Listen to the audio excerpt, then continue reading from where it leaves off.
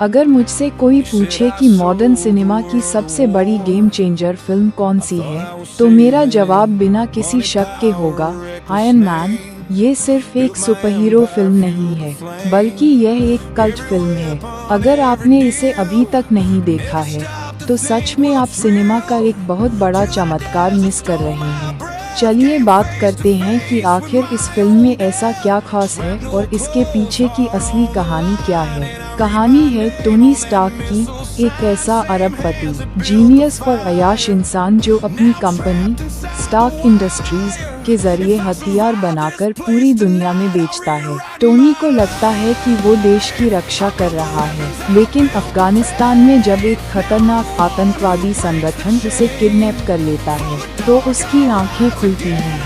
वहाँ उसे एहसास होता है कि उसकी ही कंपनी के बनाए हथियार मासूमों की जान ले रहे हैं। टोनी स्टार्क अफगानिस्तान में अपनी नई मिसाइल जेरिको का डेमो देकर सेना की गाड़ियों के काफिले के साथ वापस लौट रहे थे।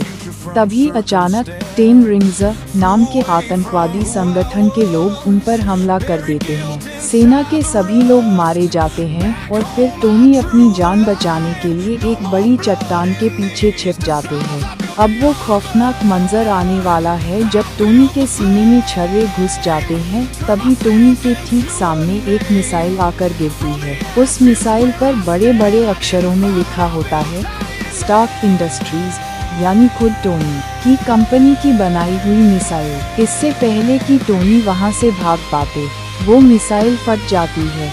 उस धमाके से निकले छोटे छोटे नुकीले लोहे के टुकड़े छर्रे टोनी के सीने के पार हो जाते हैं और वो बेहोश हो जाते हैं। मौत के मुंह से बचते हुए वो गुफा के अंदर कबाड़ से एक लोहे का सूट मार्क 1 बनाता है और वहां से फरार हो जाता है। वापस आकर वो कसम खाता है कि वो अब हथियार नहीं बनाएगा। वो अपने सूट को अपग्रेड करता है, लाल और सुनहरे रंग का high tech mark 2 iron man suit बनाता है और बुराई के खिलाफ लड़ने निकल पड़ता है। इस फिल्म की जान, इसकी धड़कन और इसकी आत्मा सिर्फ एक इंसान है, रॉबर्ट डाउनी जूनियर RDJ।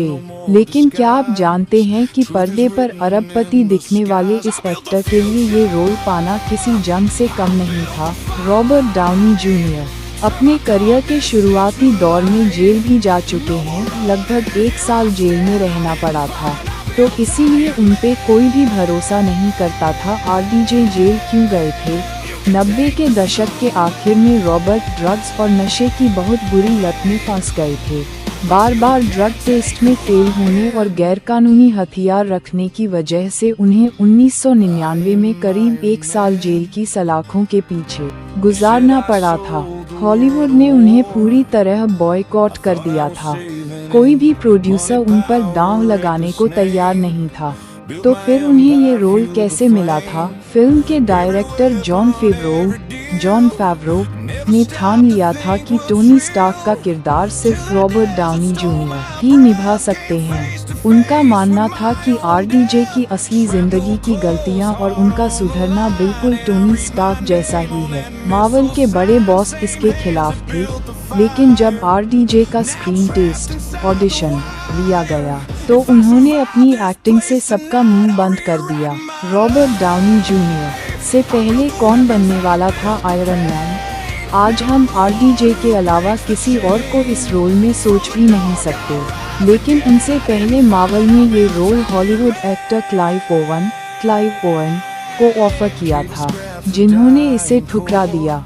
90 के दशक में जब दूसरे स्टूडियो के पास इसके राइट्स थे, तब खुद सुपरस्टार टॉम क्रूज और निकोलस केज भी इस रोल को करने की रेस में सबसे आगे थे।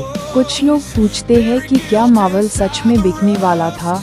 जी हाँ, यह इस फिल्म का सबसे बड़ा सच है। साल 2008 से पहले मार्वल कंगाली के दौर से गुजर रहा था। 1996 में कंपनी दिवालिया बैंकक्रप्ट होने की कगार पर थी।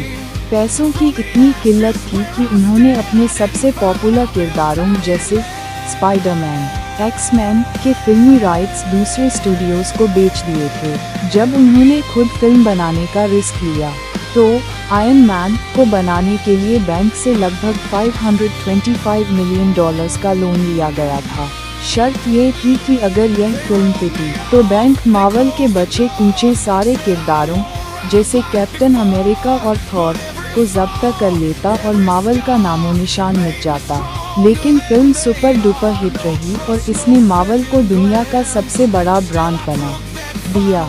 आयरन मैन को आज भी देखकर ऐसा नहीं लगता कि ये 2008 की फिल्म है। इसके विजुअल इफेक्ट्स VFX आज की कई फिल्मों से बेहतर हैं। टोनी स्टार्क का एटीट्यूड, वो शानदार बैकग्राउंड म्यूजिक और फिल्म का क्लाइमैक्स जहां वो कहता है आई एम आयरन मैन, ये सब रोंगटे खड़े कर देने वाले मोमेंट्स हैं। दोस्तों, इस फिल्म के बारे में अक्सर लोग पूछते हैं कि इसे 5 में से कितने स्टार दोगे, लेकिन सच बताऊं तो ये फिल्म इतनी लाजवाब और बेमिसाल है कि इसे स्टार्स या रेटिंग के तराजू में तौलना इस फिल्म की बेइज्जती होगी। ये फिल्म रेटिंग से बहुत ऊपर सीधे दिलों पर राज करने वाली चीज़ है।